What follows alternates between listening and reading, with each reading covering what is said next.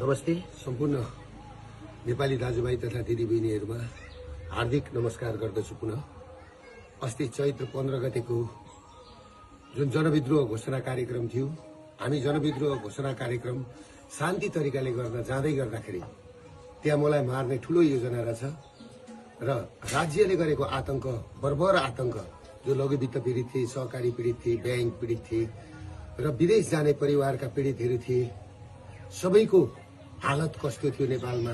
नेपालमा राज संस्था गएर हिन्दू राज्य गएपछि नेपालीहरूको हालत के भयो, त्यही आवाजलाई हामीले उठाएर बुलन्द गर्दै हामीले अघि बढाइसकेपछि अब हामीले लडाई जित्छौं, नेपाली नागरिकले लडाई जित्छ, जनविद्रोह सफल हुन्छ भनेर चैत 15 गते बिहानैदेखि विभिन्न वेशभूषामा युवा संघका केही व्यक्तिहरू र पुलिस प्रशासनका केही व्यक्तिहरू सिभिल ड्रेसमा हात हतियार सहित गएर अर्काको घरमा चढेर बिहानैदेखि घर कब्जा गरेर जुन घटना पुलिस प्रशासनले घटायो र हामी कार्यक्रम स्थल 1:30 बजी पुग्दै गर्दाखेरि कार्यक्रम स्थल पुग्नुभन्दा 15 मिनट अगाडि नै हामी जहाँ स्टेज बनायौं, हामीले त्यत्रो खर्च गरेर शान्तिपूर्ण प्रदर्शन गर्ने भनेर हाम्रा पाहुनाहरू हामीलाई स्टेजै पुग्न नदिकिन बाटैबाट गोली हानेर चाहिँ नि लखेट्न थालेपछि, टियर ग्यास हान्न थालेपछि त्यस पछाडि हामी अघि बढ्नु पर्यो।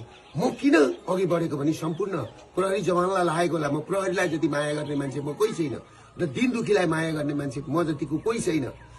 प्रहरीलाई लाग्यो होला दुर्गा प्रसादले पेलो भनेर, तर मैले त्यहाँ पुग्दाखेरि के सुरागी पाएँ भन्दाखेरि त्यहाँ माथि छतमा साफसुतरहरू बसेर मलाई टार्गेट बनाएको भन्ने मैले बुझिसकेको थिएँ। र अर्को कुरो के थियो भन्दाखेरि मेरो कानको छेउबाट गोली गयो। तिनकुनेमा पुग्दाखेरि, मेन ठाउँमा पुग्दाखेरि, स्टेजको छेउमा पुग्दा र म त्यस पछाडि मैले कुरो बुझिसकेपछि मेरो कानको छेउबाट गोली पनि गयो।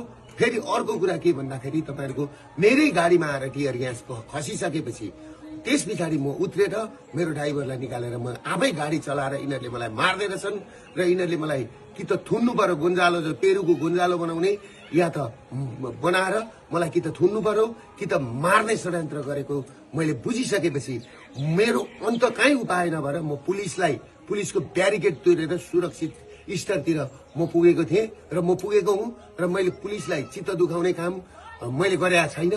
आम सर्वसाधारणलाई म के भन्छु भने तपाईहरुले देख्नु भएको छ राज्य आतंक कसरी अघि बढिरहेछ। किनभने माओवादीको उसमा चाहिँ 3000 जति मान्छे आए अनि मान्छे आएनन् भनेर हाम्रा मान्छे बढी हुन्छन्। काठमाडौँमा हाम्रो त्यो दिन मान्छे 5 लाख मान्छे उत्रिदै थिए। हाम्रो कलम्कीको मास आउन दिएन, हाम्रो गौशालाको मास आउन दिएन, हाम्रो बसपाको मास आउन दिएन।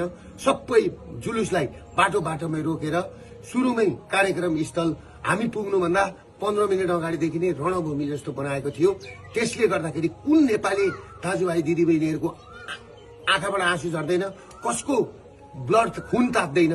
त्यसले गर्दाखेरि म आफू सुरक्षित हुन सुरक्षाकर्मीको घेरा तोडेर भित्र पसेको सुरक्षाकर्मीलाई म के भन्न चाहन्छु भने तपाईहरु प्रति मेरो कुनै लक्षित दुश्मनी होइन, तपाईहरु राज्यको संयन्त्र हो। तपाईहरुलाई पर्न गएको चोटमा म क्षमा चाहन्छु। तर एउटा कुरो के छ भन्दाखेरि दुर्गा प्रसाद तपाईहरुबाट टाढा छैन र केही साथीहरु, केही 12 भाइ मिडियाहरु मेरो पछाडि हात धोएर लागेका छन्। यिनीहरु भनेको क्रिस्चियनको पैसा खाएर, USAID को पैसा खाएर, युरोपियन युनियनको पैसा खाएर आज देश तहस नहस बनाएको छ र केही मारवाडी तस्करहरू र 12 भाइ मिडियाहरु जुन तरिकाले लागेका छन् सोशल मिडियामा बोल्ने बुद्धिजीवी दाजुभाइ दिदीबहिनीहरूलाई, सबै बुद्धिजीवी विज्ञ वर्गहरूलाई म के भन्छु भने यो नागरिक विद्रोहलाई सफल पार्न सबैजना सहयोग गरिदिनुहोस्। म भागेको छुइनँ, म भाग्दिन। पुलिस प्रशासनले मलाई खोज्नु पर्दैन, किनभने मलाई गुन्जालो बनाएर यो आन्दोलन दबाउने कोसिस गरिएको छ। म सुरक्षित मात्रै बसेको, मलाई साफ भेटेको ठाउँमा गोली हान्नु भन्ने प्रधानमन्त्रीको आदेश छ भन्ने कुरो मैले सुनेपछि म सुरक्षित मात्रै बसेको, मलाई साफ भेटेको ठाउँमा गोली हान्नु भन्ने प्रधानमन्त्रीको आदेश छ भन्ने कुरो मैले सुनेपछि म सुरक्षित ठाउँमा बसेको छु। म भागेको छुइनँ। म नेपाल र नेपाली छोडेर म भाग्दिन। म भाग्नलाई जन्मेको होइन, म झुक्नलाई जन्मेको होइन, बरु म मर्छु, तर तपाईहरुको अगाडि मर्छु। त्यसले गर्दाखेरि तपाईहरु के बुझ्दिनुस् भने सम्पूर्ण नेपाली नागरिकलाई त्यो घटना कसरी भएको छ, पत्रकारलाई आगो कसरी लगाइएको छ, त्यो घर माथि कसरी बिहानैदेखि गएर चाहिँ नि पुलिस र सुरक्षाकर्मीहरू चढेका छन्। र अर्को कुरो के छ भने हाम्रो अभियानले म फिल्ड कमान्डर कमान्डर हुँदै हुँदाखेरि मेरो मुखबाट सुन्नुभयो तपाईँहरूले चाहिँ नि सुनेको छ फलानु आगो लगा फलानु घर आगो लगा गोली हान भनेर मैले त्यहाँ भनेको छु बरु एयरपोर्ट कब्जा गरौँ संसद भवन कब्जा गरौँ मान्छेका घरमा आगो लगाउने तोडफोड गर्ने काम नगर साथीभाइ हो भनेर मैले भनेको छु।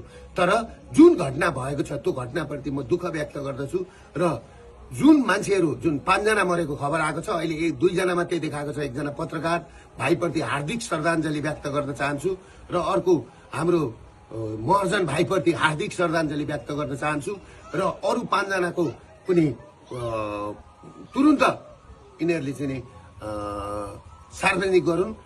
त्यो भन्दै म सम्पूर्ण नेपाली दाजुभाइबाट म टाढा छुइनँ, म काठमाडौँमै छु। तपाईँहरू पिर नगर्नुहोस्, म काठमाडौँमै कुनै एउटा मन्दिरमा बसेको छु, म सुरक्षित छु।